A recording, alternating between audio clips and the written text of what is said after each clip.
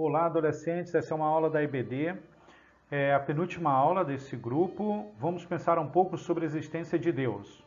Oremos. Senhor, te agradeço pela oportunidade, Senhor, de aprendermos um pouco mais sobre Ti. E nesta aula, Pai, identificarmos o que é a moral absoluta, Pai, a moral objetiva do que é certo e o que é errado, segundo as Tuas palavras, meu Deus.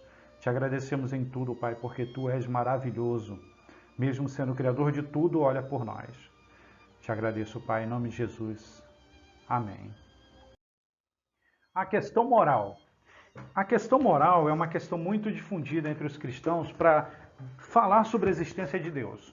Vamos dar uma olhada no que diz o grande escritor C.S. Lewis, aquele cara que escreveu as Crônicas de Nárnia, tá?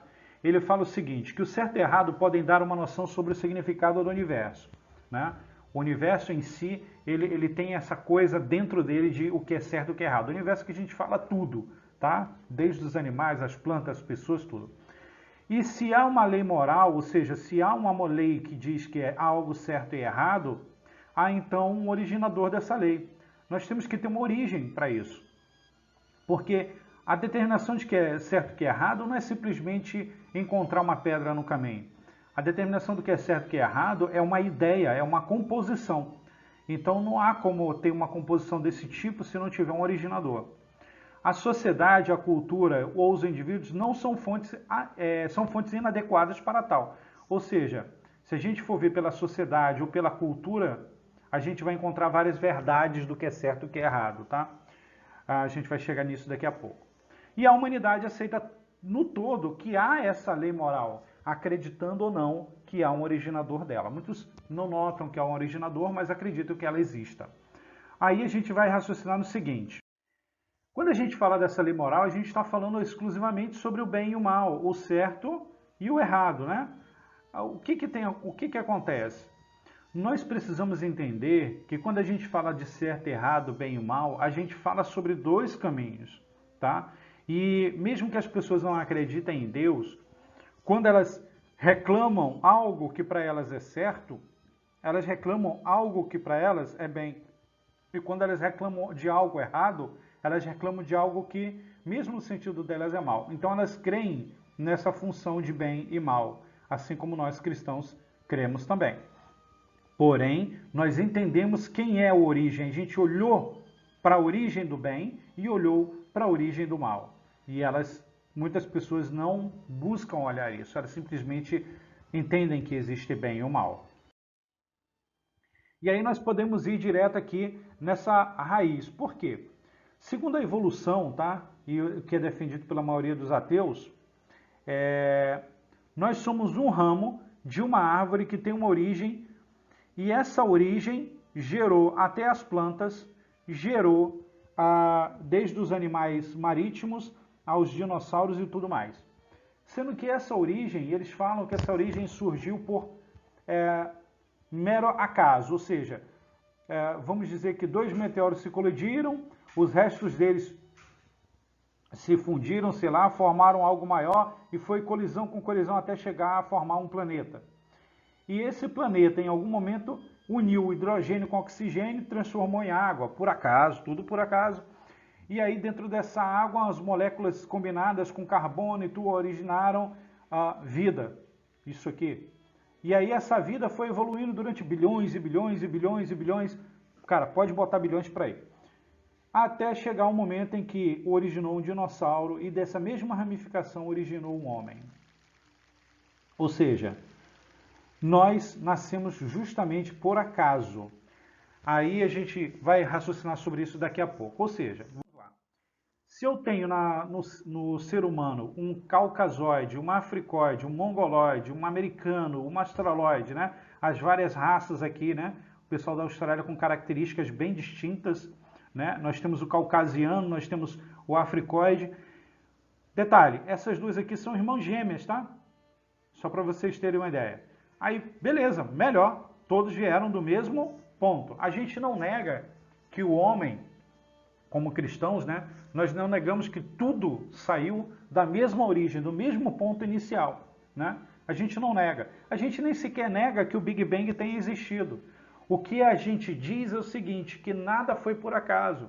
A gente fala que existimos porque um Deus originou tudo, né? Houve uma inteligência que originou tudo, essa inteligência nós encontramos em Deus.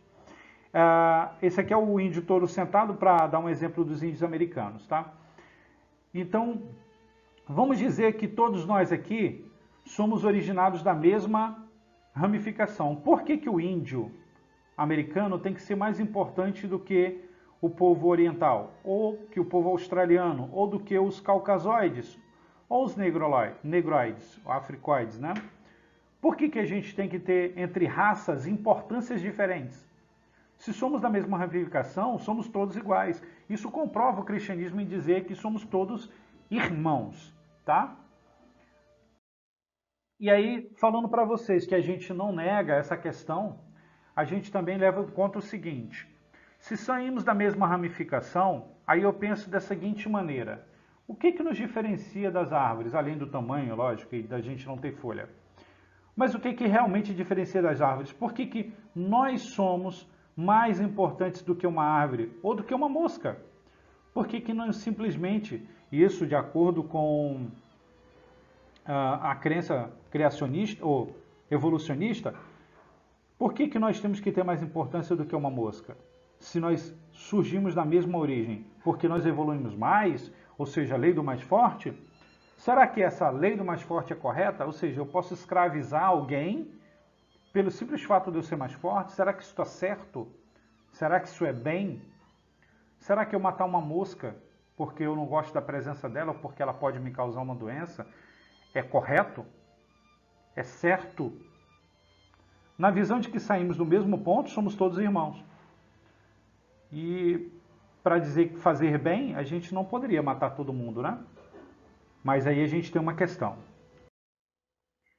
Os nazistas, eles estavam certos ou errados? Por que que esse homem tem mais direito de viver do que esse aqui que ele matou? Por quê? Por que que uma raça tem mais direito do que a outra? É a lei do mais forte? É o domínio do mais forte? Como eu falei para vocês, nós acreditamos que viemos do mesmo ponto inicial e por isso somos todos irmãos. Mas Deus é quem inteligentemente deu ordem a tudo.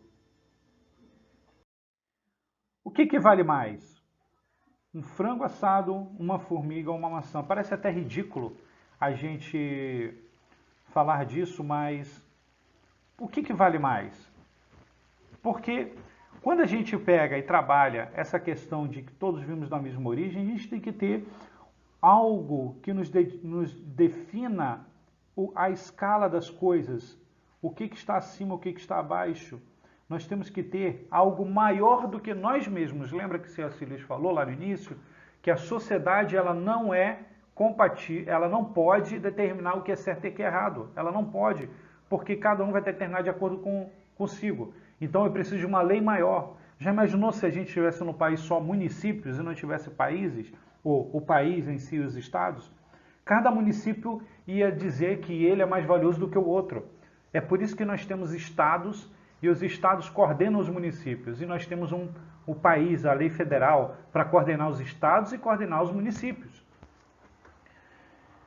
Aí vamos passar aqui. Quem que dá essa coordenação final? Quem é a maior autoridade? Bom, os ateus negam, eles dizem que é o tal do acaso, o nada. Nós sabemos que temos um Deus que nos criou. Lá em Gênesis 1, 26, 28, temos a seguinte mensagem: façamos o homem à nossa imagem e semelhança. Domine ele sobre os peixes do mar, sobre as aves do céu, sobre os grandes animais. Tá ok? Então, notem que é o seguinte, essa daqui é a origem das ramificações. É Deus.